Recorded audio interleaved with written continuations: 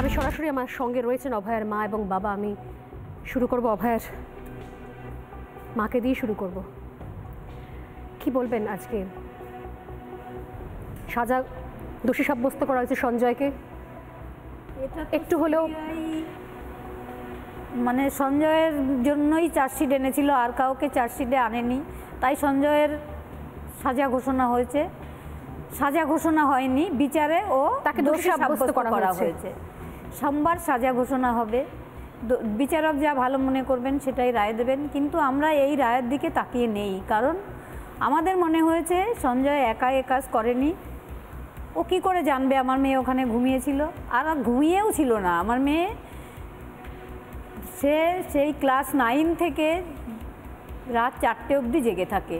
সে যদি 36 ঘন্টা ডিউটি থাকে তাও সে বাড়িতে গিয়ে রাত 4টে অবধি জেগে থাকে। ও ঘুমানো অবস্থায় কিছুই হয়নি, ও জেগে থাকতেই হয়েছে। কারণ এটা সুপ্রিম কোর্টেও আমি দেখেছি, মানে চিফ জাস্টিস বলেছেন কি মানুষ কি তাহলে চোখে চশমা দিয়ে ঘুমায়? তাহলে কি তার জেগে থাকতেই সব কিছু হয়েছে।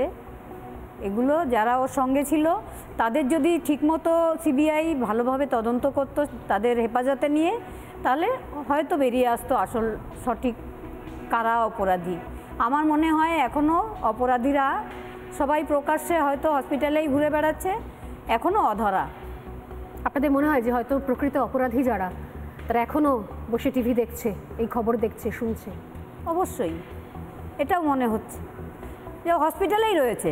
হসপিটালের বাইরে থেকে কেউ এসে করে গেল এবং ভেতরের কেউ জানলো না, এটা আমি প্রথম দিনও যেমন বিশ্বাস করিনি, আজও তেমনি বিশ্বাস করি না।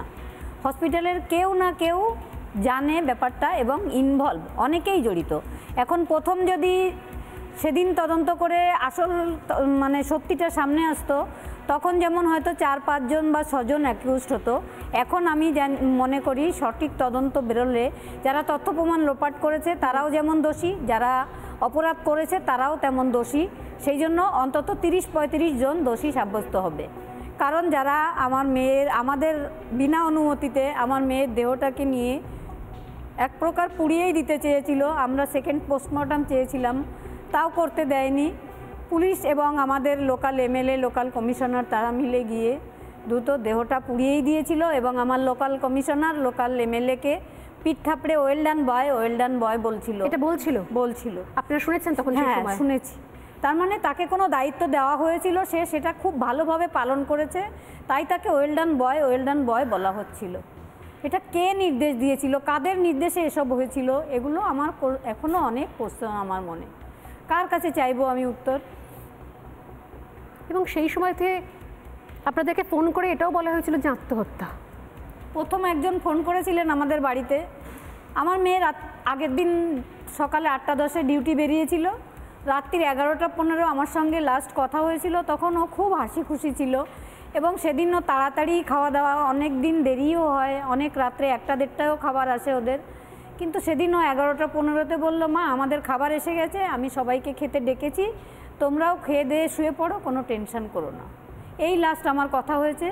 কিন্তু মেয়ে পরে আবার রাত্রে 2টো, 2:30, 3টে ওর বাবার সঙ্গে কথা হয়। সেদিন ওর বাবার সঙ্গে সারাদিন দেখাও হয়নি, কিন্তু মেয়ে আর ফোন করেনি। আমি সকালে 2বার ফোন করেছি, ওর ফোনটা বেজে গেছে, কেউ ধরেনি। ফোন তখনও বাজছিল। ওর বাবা বাড়িতে এসেছে, হঠাৎ ফোন এসেছে, আপনারা কি ওর বাড়ির লোক বলছেন? আমি হসপিটাল থেকে বলছি। আপনি কে বলছেন? আমি অ্যাসিস্ট্যান্ট সুপার বলছি, আপনার মেয়ে অসুস্থ, আপনারা তাড়াতাড়ি আসুন।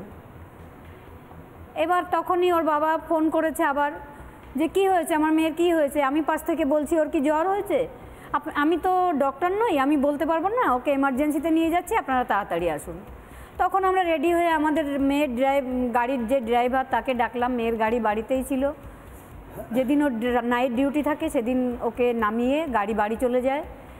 তো আমরা ড্রাইভারকে ডাকলে নিচে আসলে ড্রাইভার আস্তে আস্তে আবার আমাদের কাছে ওই ফোনটা আবার আসে, একই কণ্ঠস্বর, আপনাদের তখন তা বলতে পারিনি, আপনার মেয়ে হয়তো সুইসাইড করেছে, কিছুটা মারা গেছে, আপনারা তাড়াতাড়ি আসুন।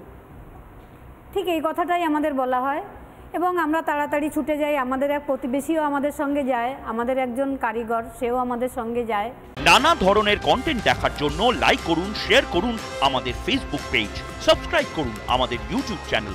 পাশাপাশি অন্যান্য ব্রেকিং নিউজের জন্য অবশ্যই চোখ রাখুন রিপাবলিক বাংলায়।